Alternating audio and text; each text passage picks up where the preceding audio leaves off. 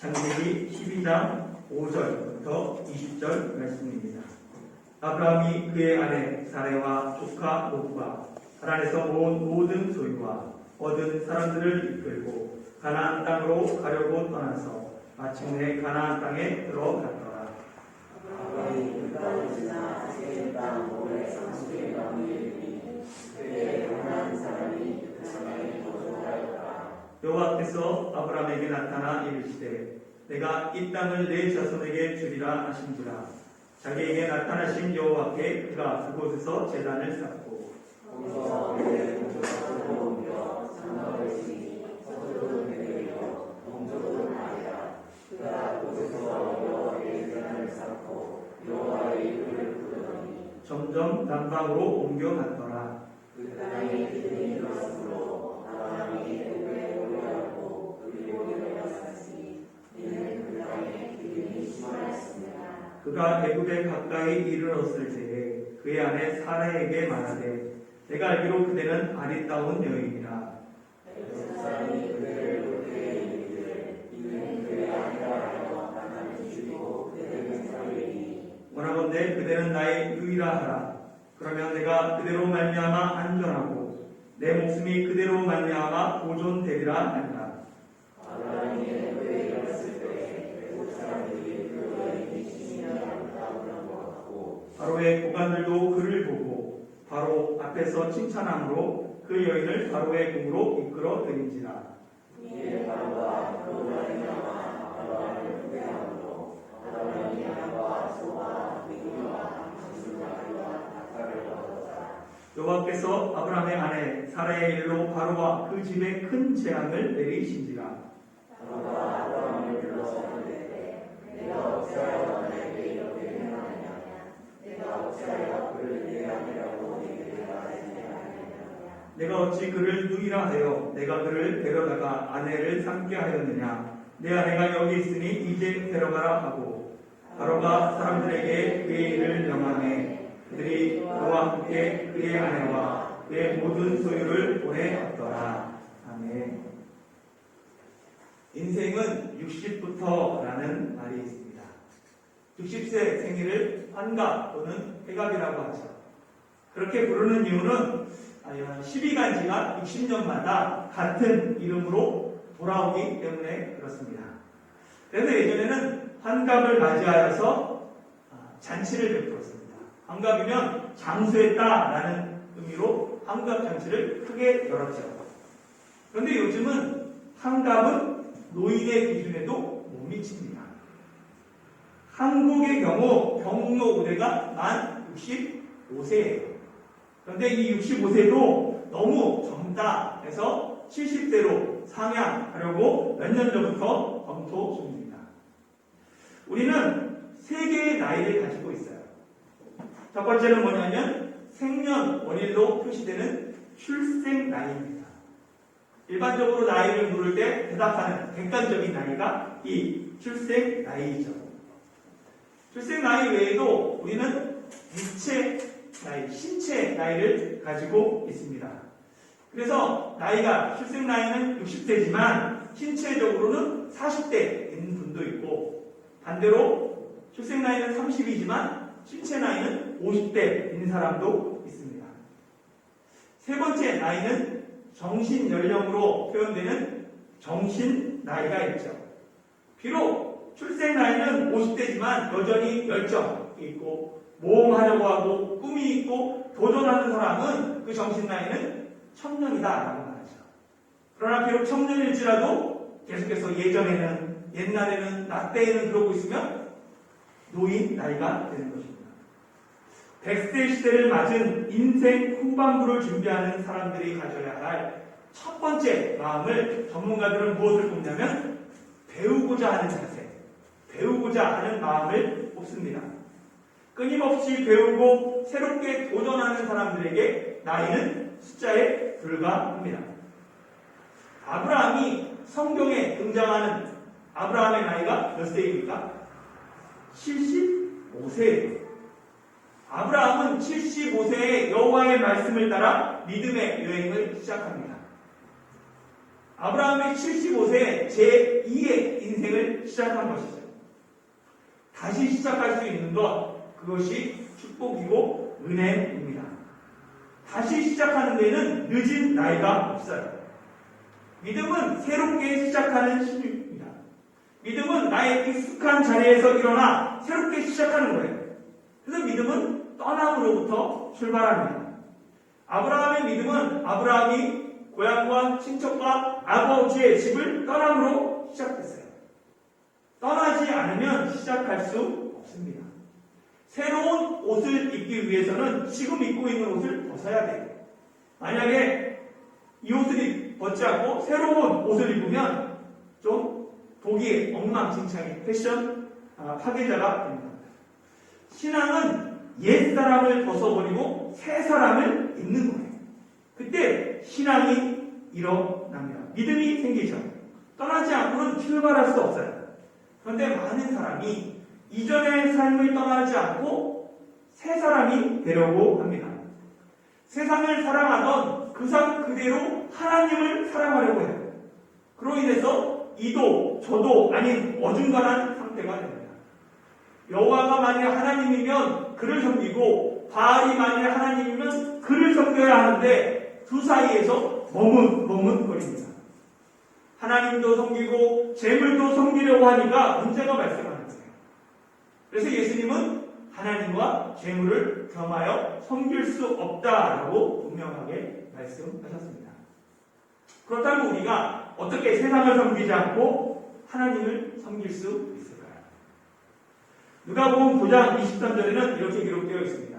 또 우리에게 이르시되 아무든지 나를 따라오려거든 자기를 부인하고 제 십자가를 지고 나를 따를 것입니다.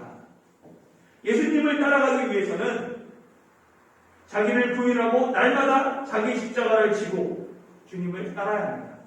그것이 바로 주님만을 섬기는 비결인 거예요. 예수님을 따라가며 예수님을 닮아가는 삶, 그것이 신앙생활의 목표입니다. 예수님을 닮는 것은 하루아침에 되지 않아요. 날마다 자기를 부인하고 자기 십자가를 지고 예수님을 따를 때 조금씩 우리 삶에, 우리 성품에 변화가 일어납니다. 그래서 날마다 주님을 닮아가기 위해서 필요한 것이 하나님의 말씀을 읽고 기도하는 거예요. 신앙생활의 두 기둥은 말씀 묵상과 기도 생활입니다. 2022년 타이장국교회가 이 연말에는 모든 성도가 성경 일독 이상을 했으면 좋겠어요. 정말로 쉽지 않아도 계속해서 하나님 말씀이 내 삶을 인도해가는 그런 해가 되길 소망합니다. 아직 포기하기에는 2022년이 너무 많이 남았어요. 제가 매번 잔소리를 할 텐데 그거 견디기 힘들어서라도 계속해서 성경을 읽어가십시오.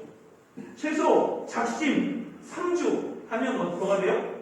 창세기는 다 읽어 이번 주에. 그러니까 포기하지 않고 아직 많이 남은 50주 그것을 생각하며 계속해서 말씀을 읽어나가길 소망합니다. 아브라함은 75세에 하란을 떠나 가나안 땅에 들어갔어요. 그런데 그 땅에는 이미 거주하던 사람들이 있었습니다. 5절부터 한번 9절 말씀 같이 읽어볼까요? 5절부터 9절 말씀 시작. 아브라함이 그의 아내 사레와 조카 롯과 하란에서 모은 모든 소유와 얻은 사람들을 이끌고 가나안 땅으로 가려고 떠나서 마침내 가나안 땅에 들어갔더라. 아브라함이 그 땅을 지나 세겜 땅 모레 상수리 나무에 이르니 그때 가나안 사람이 그 땅에 거주하였더라. 여호와께서 아브라함에게 나타나 이르시되 내가 이 땅을 내 자손에게 주리라 하신지라. 자기에게 나타나신 여호와께 그가 그곳에서 제단을 쌓고 거기서 베델 동쪽 산으로 옮겨 장막을 치니 서쪽은 베델이요 동쪽은 아이라. 그가 그곳에서 여호와께 제단을 쌓고 여호와의 이름을 부르더니 점점 남방으로 옮겨갔더라. 아멘. 하나님의 말씀을 따라가면 우리는 무슨 기대를 하게 되냐면 잘 될 거야. 이런 기대를 하게 됩니다. 누구나 하나님의 말씀에 순종한 후에는 만사형통을 기대해요. 그런데 아브라함이 기다리고 있었던 것은 어려움입니다.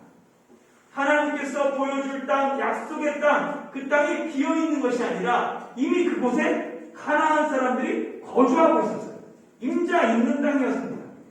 마침내 가나안 땅에 들어갔지만 그곳에서 장막 칠 땅조차 얻지 못합니다. 또 뭐라고 하냐면 그 땅을 지나 세겜에 이르렀다라고 얘기해요. 그러면 여기에 보면 너무 작아서 안 보이는데 좀 내려와서 세겜이라고 있어요.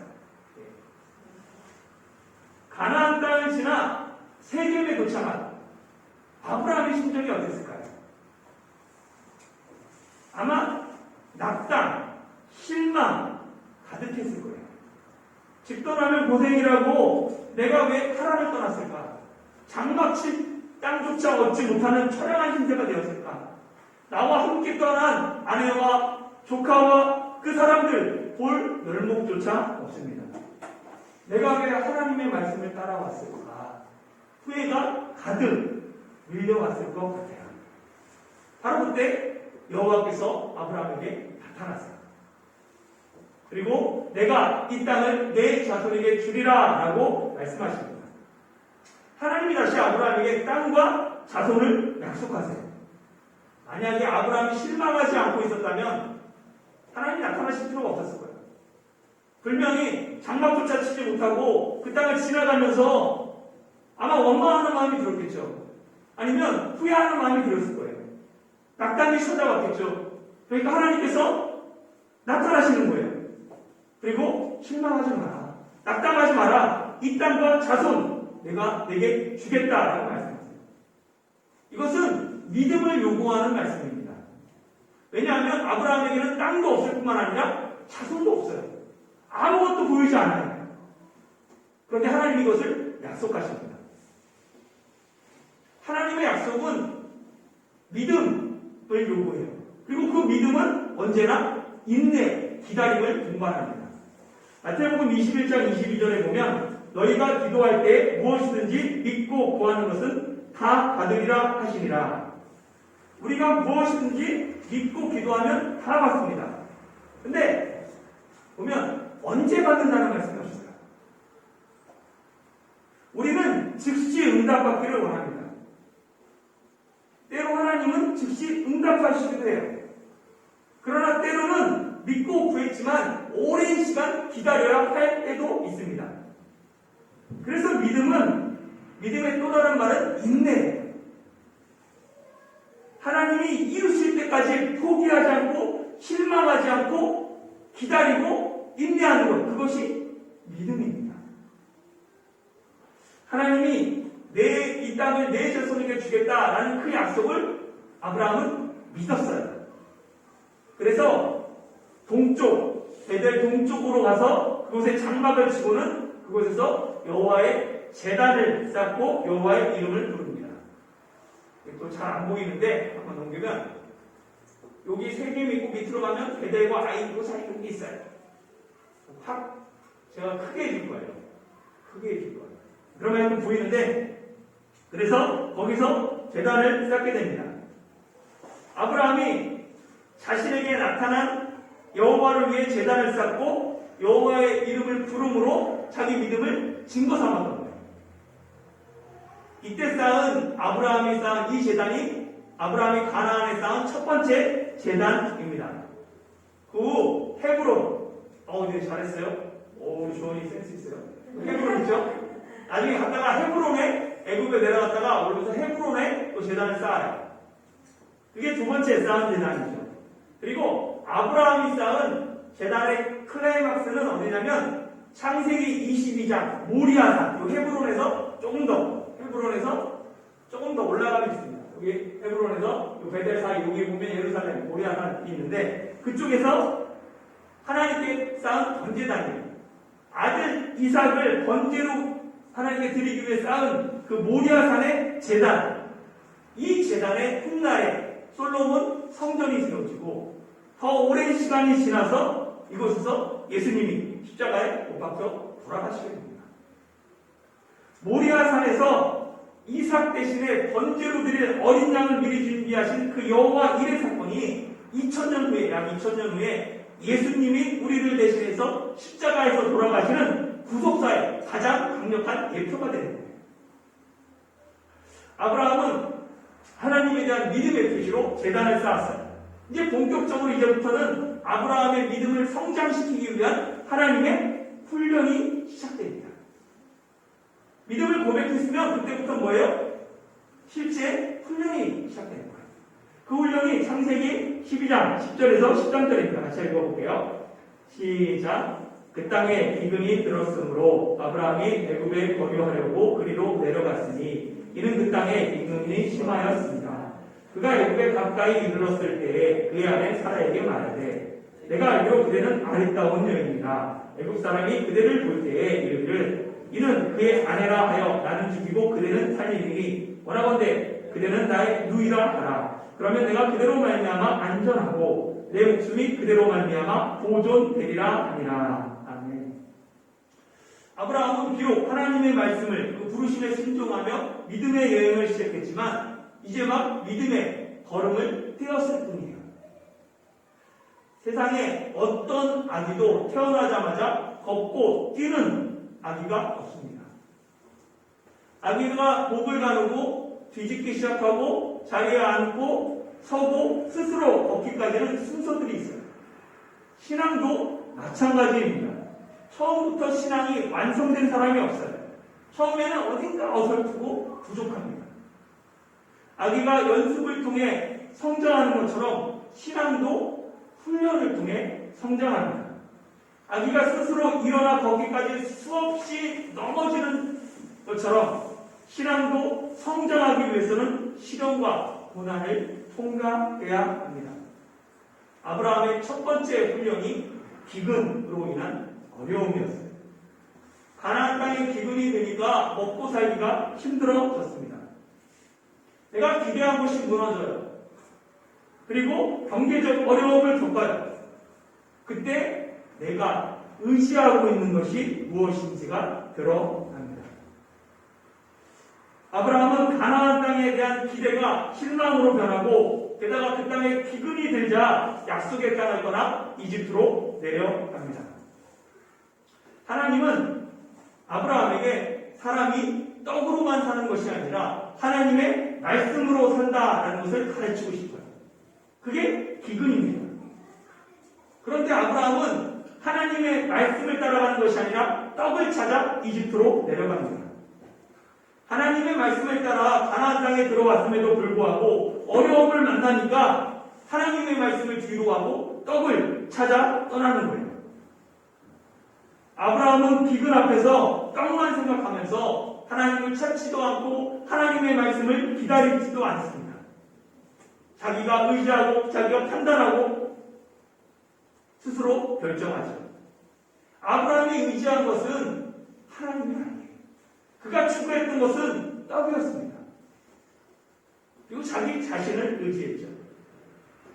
고난 앞에서 약속의 땅을 떠나 이집트로 이주하는 이 아브라함의 모습은 단지 아브라함만의 문제가 아닙니다.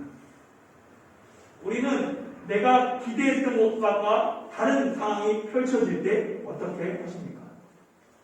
그것도 내가 하나님의 말씀에 순종했는데 그 결과가 어려움으로 나타나요. 고난으로 나타나면 여러분은 어떻게 하십니까? 경제적인 어려움 앞에서 생각지도 못한 그 어려움 앞에서 여러분은 하나님의 말씀을 기다릴 수 있습니까? 고난이 하나님의 훈련임을 아는 사람은 그 자리를 지켜야 해요. 때로 하나님의 훈련은 내가 의지한 것을 무너뜨립니다. 내 삶의 기초를 하나님의 말씀으로 세우기 위해 하나님은 고난을 허락하세요.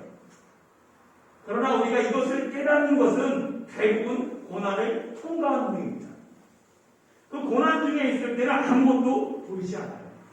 훈련을 마쳤을 때야 그 훈련의 의미를 깨닫게 되죠. 아브라함은 약속의 땅에 들어갔지만 그 땅에 심한 기근이 들자 믿음이 흔들립니다. 믿음이 흔들리니까 마음의 평안이 사라져요. 조급해져요. 이집트 땅에 내려가는 아브라함 마음에 불안이 생깁니다. 아내가 너무 아름다운 거예요. 이 불안은 결국은 사람들이 아내를 빼앗기 위해 나를 죽일 것이다 라는 두려움, 망상으로 변해갑니다. 그래서 아브라함이 선택한 것은 거짓을 선택합니다. 이집트 사람들에게 아내를 누이라고 소개하는 거예요. 아브라함의 불안과 두려움은 거짓으로 이어졌습니다. 그런데 한번 생각해 보세요. 이 거짓의 시작이 무엇인가요? 아브라함이 이집트에 내려가는 것, 그것이 하나님의 뜻이라는 확신이 있었기 때문에. 불안과 두려움, 거짓의 근본 원인은 뭐냐면 하나님에 대한 불신입니다. 하나님의 말씀을 믿지 못하겠어요. 하나님을 믿지 못하니까 아브라함은 아내를 속이며 그걸 통해서 안정과 자기 생명을 보존하고자 합니다. 비록 아브라함은 하나님의 말씀에 따라 믿음의 여행을 시작했지만 아직 자신의 정체성을 바로 알지 못하고 있습니다.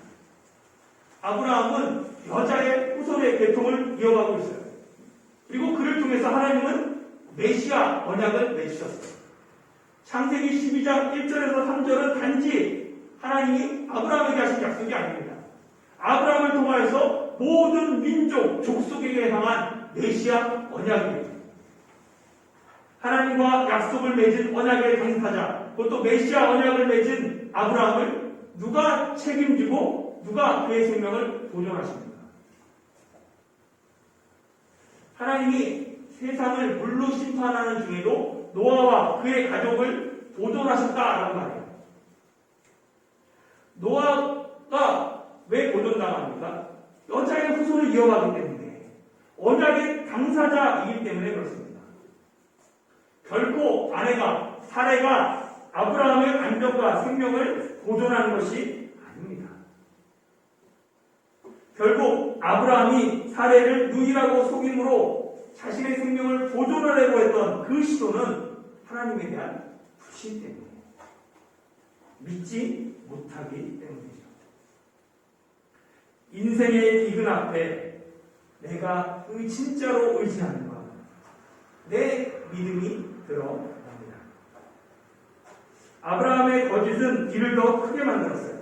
14절에서 16절 같이 읽어볼게요. 시작. 아브라함이 애굽에 이르렀을 때에 애굽 사람들이 그 여인이 심히 아리따움을 보았고 바로의 고관들도 그를 보고 바로 앞에서 칭찬함으로 그 여인을 바로의 궁으로 이끌어 들인지라. 이에 바로가 그로 말미암아 아브라함을 후대함으로 아브라함이 양과 소와 오리와 암수 나귀와 낙타를 얻었더라. 아멘. 아브라함의 부정적인 생각, 불안, 두려움, 망상, 그것이 말로 표현되고 말이 실을 맺어서 실제 현실이 되었습니다. 말이 중요하다라고 많이 얘기하죠. 내 말에 가장 영향을 먼저 받고 많이 받는 사람이 누구예요? 난 거예요. 입과 귀가 가장 가깝습니다. 말이 뇌에 미치는 영향에 대한 그 보고를 보면 부정적인 말, 파괴적인 말을 할 때 언어를 사용하면 뇌에서 스트레스 호르몬을 생성한다고 합니다. 이와 달리 긍정적인 말, 용기를 주는 언어를 사용하면 뇌에서 행복 호르몬을 방출한다라고 얘기해요. 사람은 누구나 의식하지 않으면 긍정적인 말보다 부정적인 말을 더 많이 사용합니다. 그래서 야고보서는 우리가 다 실수가 많으나 만일 말에 실수가 없는 자라면 곧 온전한 자라라고 얘기합니다. 아브라함의 말처럼 아브라함이 이집트에 도착했을 때 바로의 고관들이 사례의 아름다움을 보고는 사례를 바로의 궁으로 이끌어들입니다. 이때라도 아브라함은 빨리 이 잘못을 바로 잡아야 했어요. 그러나 아브라함은 침묵합니다. 그리고 그 침묵의 대가로 바로에게 후한 선물까지 받아요. 우리가 믿음의 조상이라고 부르는 아브라함의 실상은 하나님의 말씀을 뒤로하고 떡을 찾아 이집트로 내려갔죠. 자기 생명을 위해 아내를 누이라고 속입니다. 바로에게 아내를 빼앗기면서도 말 한마디 하지 못해요. 도리어 바로가 주는 재물을, 후한 재물을 아무 말 없이 받습니다. 이런 아브라함의 모습이 바로 우리의 모습입니다. 낙담할 수밖에 없는 이 상황 가운데서, 절망적인 상황에서 하나님의 역사가 시작됩니다. 17절에서 20절 같이 읽어볼까요? 시작.